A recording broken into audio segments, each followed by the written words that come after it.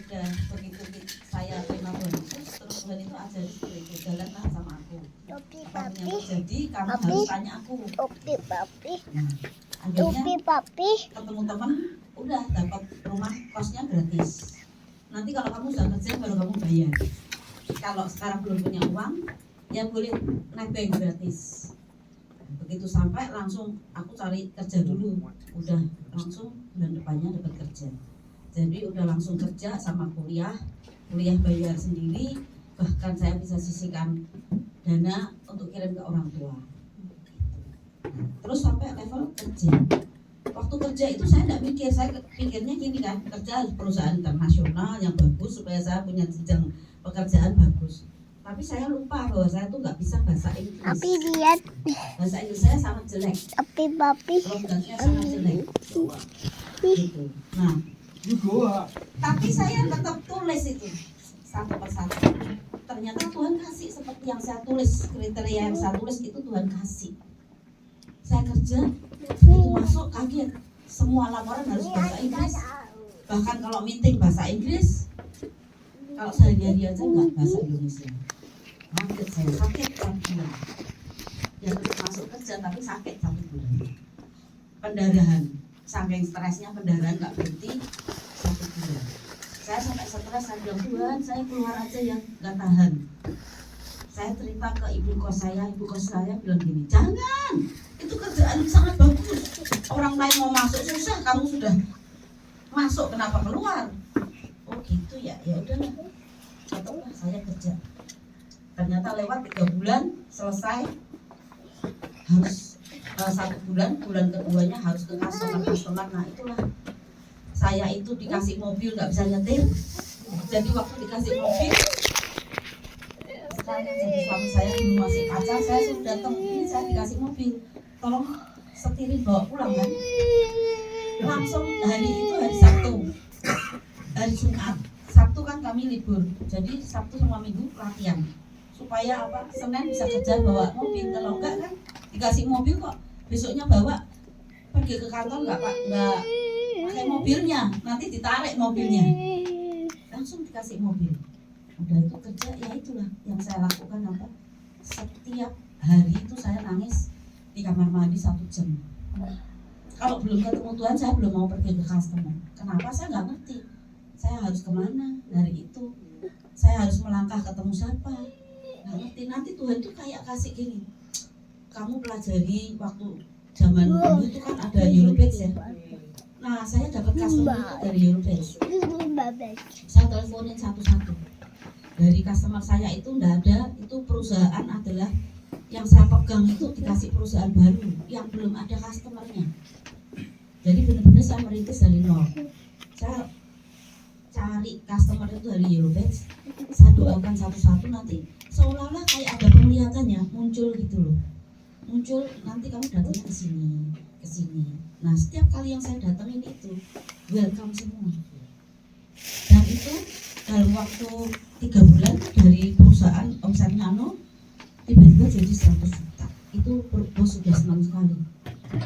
Tapi dalam 1 tahun, dalam 3 bulan saya nggak tahu caranya. Setiap kali kemanapun itu selalu dapat order. 3 bulan saya menghasilkan 1 miliar untuk perusahaan. Langsung gaji saya dinaikin 2 kali 3 kali. Nah itu yang kita mau impartasikan ke Bapak dan Ibu di sini. Jalanlah sama Tuhan kalau kita kerja. Jangan mengandalkan kekuatan kita sendiri. Jangan mengandalkan kemampuan saya. Sebenarnya mampu nggak mampu. Saya di kantor itu paling bodoh. Belum nggak bisa bahasa Inggris. Kalau bos saya tanya saya training gitu ya, kamu paham nggak yang di training? Enggak. Manajer saya waktu itu, saya masih staff kan, manajer saya dipanggil Pak Johan namanya, manajer saya. Pak Johan, kamu dampingin Grace, kamu translate apa ada coba ini. Manajernya translate untuk staff. Karena apa? Karena nilai penjualan saya tertinggi di kantor. Bos saya kan bilang ini semua ini orang hoki. Kan saya bilang bukan hoki, karena Tuhan menyertai saya. Nah itu aja. Jadi kalau kita kemanapun, ya jalanlah sama Tuhan. Nanti yang membereskan itu Tuhan. Kan Tuhan yang punya semua ini. Dunia ini yang punya Tuhan. Kita kan, saya datang ke Korea itu punya saya, itu punya saya, itu punya saya, boleh nggak? Boleh, mau saya anak Tuhan. Saya anak raja di atas segala raja. Kemanapun saya pergi kan saya bilang, oh perusahaan Samsung itu punya saya. Bapak yang kerja di Samsung tadi siapa? Samsung? Iya. Kalau mau naik jadi manajer gampang nggak? Kita anak Tuhan loh. Kita yang punya Samsung, masa kita nggak bisa jadi manajer? Jadi direktur juga bisa kalau bapak kita mau. Nah itu yang harus ada di pola pikiran kita. Itu yang harus ngalir di pikiran kita, bahwa kita adalah anak raja. Ketika pikiran kita berubah mindsetnya, alam semesta ini akan bergerak sesuai dengan apa yang kita pikirkan. Nah itu akan terjadi, berkat itu akan ngalir, kuasa Tuhan itu akan ngalir. Itu yang saya alami. Terima kasih.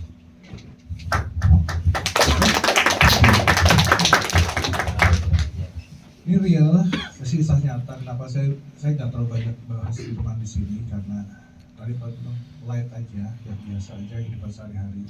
Karena mereka butuh untuk seperti itu, impartasi bagaimana kuasa Tuhan bisa bekerja dalam hidup kita. Saya sedang mengincar beberapa rumah di Amerika. Jadi mungkin bulan depan saya ke Amerika. Saya bilang tadi seperti itu, saya mau rumah ini Tuhan, saya mau rumah ini. Kalau engkau tidak goyah, terjadi. Karena Filipi 4 ayat 19 itu mengatakan begini. Tadi saya katakan ya, Allahku yang memenuhi siapa? Tuhan dong. Allahku akan itu dalam bahasa aslinya gini. Tuhan menjanji pasti terjadi. Bukan akan di Indonesia loh. Janji di surga. Dan akan terjadi. Janji Tuhan pasti tergenapi. Allahku akan memenuhi segala keperluanmu. Maksudnya segala keperluanmu itu bukan kita mau beli berlian, mau beli barang-barang mewah-mewah, tidak seperti itu. Keperluan untuk kerajaan Tuhan. Kalau posisinya dia bekerja sebagai Allah yang mengatakan bahwa Allah akan memenuhi segala keperluanmu. Artinya begini, kalau kamu mau ke Korea, aku penuhi. Kalau kamu mau kemana, aku penuhi. Karena Tuhan adalah hatiku. Kamu mau ke sini, segala keperluanmu. Kalau Bapak namanya siapa? Jun. Pak Jun. Kalau Pak Jun ke kantor tadi bilang gitu, katakan, aku ada di sini Tuhan, maka segala keperluanku akan kerajaan Tuhan di sini terjadi. Saya punya kesaksian teman saya kerja di Boeing, nggak bisa bahasa Inggris, diterima di Boeing, sekarang jadi manajer. Salah satu 747 desainernya Pak Iwan, orang Indonesia, yang ngedesain pesawat dari bawah. Boeing, bukan perusahaan biasa-biasa. Dari pola berpikir, impartasikan, nanti akan impartasikan apa yang terjadi. Kalau itu masuk di hati ini, masuk di pikirannya, aku di anak Tuhan, aku anak Tuhan, dan tiba-tiba berubah. Saya contohkan satu yang simpel. Tuhan suruh saya berangkat ke Mongolia. Kamu ke Mongolia, waktu saya lagi doa, tiba-tiba ada satu orang perempuan yang lagi berdoa di atas gunung, dia lagi nangis-nangis. Nah, sampaikan ke orang itu, kalau aku sudah mendengar doanya dia, aku tuh nggak ngerti, nggak kenal sama orang itu. Ya oke Tuhan, tapi kamu harus buat visanya Mongolia dari Indonesia. Waktu itu nggak ada. Buat visa ke Mongolia harus dari Shanghai. Terbang dulu ke Shanghai baru ke Mongolia. Buat visa di Shanghai. Indonesia nggak ada. Terus Tuhan bilang, saya tanya ke travel agent, nggak ada Pak. Tapi saya mau buat visanya di Indonesia. Bapak, saya ini kerja udah 25 tahun di tour and travel, kagak ada, dibilang gitu. Nggak mau tahu. Saya mau buka visanya dari Indonesia. Bahwa terserah, dia ngomongnya susah bilang gitu. Nggak tahu. Tuhan bilang itu, aku jalan. Karena semua travel nggak ada yang mau, saya ke dutaannya Mongolia Indonesia. Saya bilang, Tuhan, Engkau yang menyuruh aku berangkat. Ini memenuhi segala keperluan tadi dari Filipi 4. Maka aku katakan, duta besar, kau harus keluarkan visa buat aku. Karena Tuhanku yang menyuruh aku ke sana. Setuju? Artinya Bapak Ibu ada di Korea kerja di pabrik, itu bukan kebetulan, percayalah. Ada rencana Tuhan, cari, kehendak Tuhannya cari. Maka tiba-tiba kamu dapat, kamu punya kekuatan yang luar biasa. Terus saya bilang ini, saya bel, nggak ada yang sudah terkedukan, nggak ada keluar, emang nggak diundang, nggak diundang. Terus teman saya bilang, nggak dikunci kali Pak. Masa, terutama nggak dikunci, saya bilang, nggak dikunci beneran. Saya masuk, excuse me, kok kantornya kosong?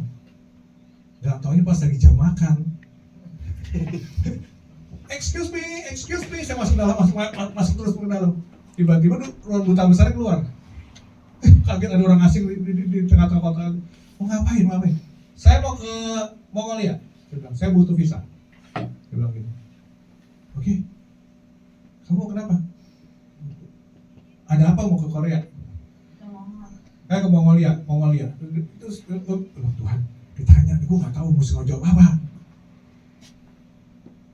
Itu duta besar nanyain ke aku tuh, mau ngapain nggak tahu. Bilang aja, presidenmu baru pulang dari Korea. Oh gitu, tak tahu. Bilang, presidenku baru pulang dari Korea. Baru dari Mongolia. Gue bilang gitu. Saya mau lihat ke Mongolia seperti apa, apakah seperti yang presidenku ngomong di berita-berita. Oh gitu. Kalau gitu besok bawa paspormu. Oke. Teman saya, si Rolis, dia bilang bikin visa kok cuma 5 menit. Terus udah itu, mana paspornya? Okay. The first visa from Indonesia. You can change the rule. Karena yang punya rule-nya adalah Tuhan. Betul ya? Filipi 4, Allahku akan memenuhi segala apapun keperluan. Mungkin pastor punya gereja di sini, kita nggak tahu. Tiba-tiba punya gedung gereja yang nampung 3 kali lipat dari jemaat yang ada. Kita nggak ngerti. Katakan aja. Dan rumah saya rumah kata ngomong itu. Saya gara-gara satu teman saya bilang, Pak, rumahmu sudah ada. Kan saya jadi kontraktor setelah saya jual, saya full time menjadi kontraktor. Terus kamu cari rumah, Tuhan udah kasih. Di mana? Ikut saya. Emang orang teman saya ini agak luar biasa ya. Ya, nanti kan agak sedikit miring dikit gitu. Sebelah. Jadi ya udah daripada kamu ribut terus sekali, ya ikut. Di mana? Saya ditaruh di perempatan jalan. Pak, pilih aja Pak yang mana Bapak punya. Mau Pak. Tunjuk aja, kan punya Tuhan Bapak punya. Saya gitu sama dia. Saya bilang, oh gitu ya, oke. Udah langsung, Tuhan kau dengar temanku ngomong bahwa saya suruh cari rumah di mana? Yang itu Tuhan. Jadi, ngerti kekuatan doa? The power of prayer. The power of God. Bagaimana kau membawa? Katakan aja Tuhan, itu apa namanya itu Samsung itu kan Korea manajernya. Aku mau di situ Tuhan. Aku mau gantiin karena aku dari hikmat Tuhan mengalir dalam hidupku dan Korea juga. Gak tahu loh. Saya barusan ngalami, saya berdoa itu impartasikan ke teman saya, dan sekarang dia salah satu direktur keuangan perusahaan Jepang. Yang keuangan Jepang biasanya yang dipegang oleh orang Jepang. Kali ini teman saya masuk, orang Batak. Semua geger, digoyang, nggak bisa. Tuhan adalah direktur keuangan perusahaan Jepang. Gak ada yang mustahil buat Tuhan. Kalau kalian percaya, melangkah, jadi. Tapi kalian tahu dulu nih, kalian masing-masing ini kemana tujuannya Tuhan mau jalan? Mau kemana? Apa kamu jadi pengusaha, kamu jadi pekerja, atau kamu jadi hamba Tuhan? Tanya Tuhan, bergaul erat sama Tuhan. Baca firman setiap hari. Bangun pagi baca firman, karena setiap pagi Tuhan mempertajam pendengaranmu akan firman Tuhan. Maka makin hari makin mengerti. Oke, kita sudah selesai dulu. Dan saya mau doakan mereka.